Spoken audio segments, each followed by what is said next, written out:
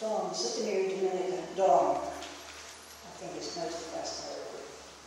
Dom and I go back a long way. We're both from Lower Hutt. Dom was a friend of my older sister, Annie.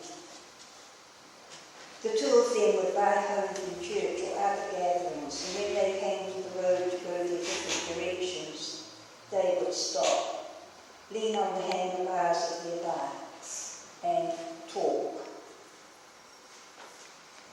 Dom, before she entered the convent, went to morning mass, and I did too. Dom gave me her daily missal before she went into the convent. On visiting days at the novitiate at Heratona, Anne sometimes went up to see Dom, and 2 or 3 times I went with her. Dom had plenty of visitors. Besides her family, members of the CYM, or the Catholic Youth Movement, which was flourishing in Lower Hutt at that time, went to visit Dom. One morning after Mass, I got a poke in the back, and there was Tom Williams, now His Eminence, Thomas Cardinal Williams. He handed me an envelope.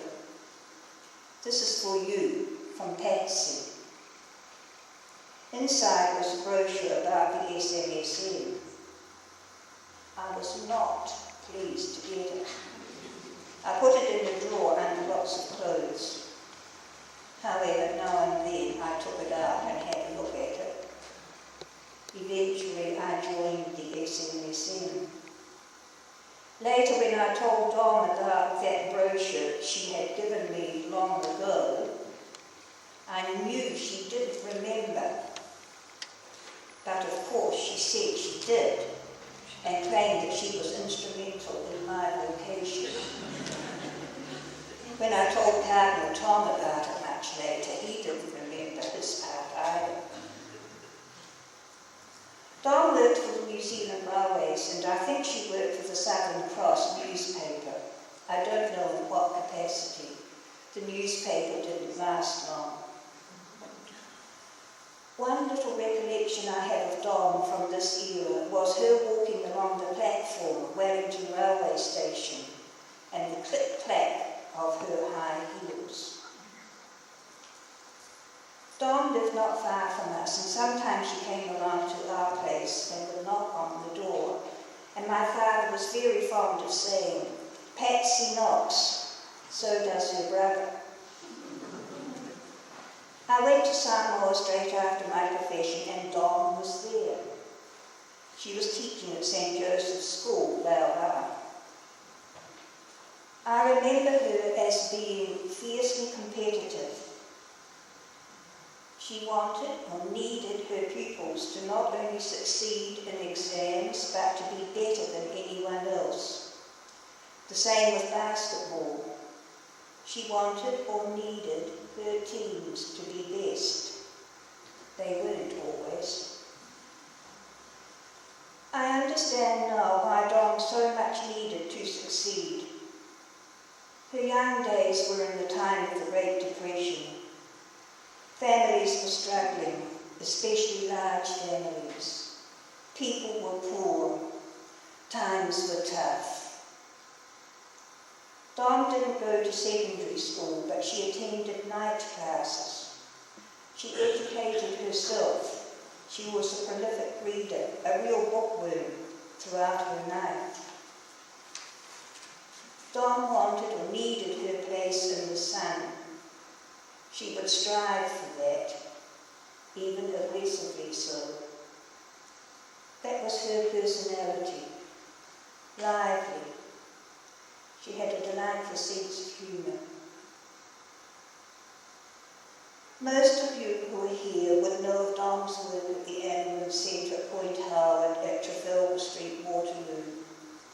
Her wonderful work of caring for people, the less fortunate, her counselling, her St. Vincent de Paul work, at the psychiatric ward at Hutt Hospital. I'll leave others to talk about that. Last year, 2010, I was quite closely associated with Dom again at Dominica village. I think she thought she was St. Francis of Assisi. The dog she took for a walk, or I think the dog took her for a walk. The birds that she fed, and so on. In the latter half of the year, Dom herself needed some care, some TLC. In the last couple of months of her life, assisted living at Sherman found, very briefly at Eldersley in Upper Hutt, and finally at the Home of Compassion. If I had to describe Dom in a couple of words, I would say she was a battler. She was a survivor.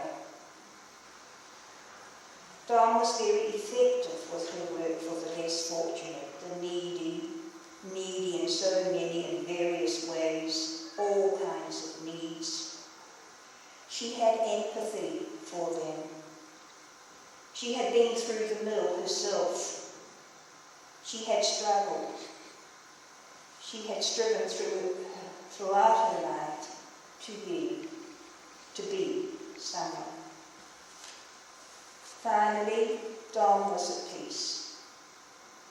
How many people have commented that in the last 2 weeks or so of her life she said, "I'm ready to go now," or words to that effect.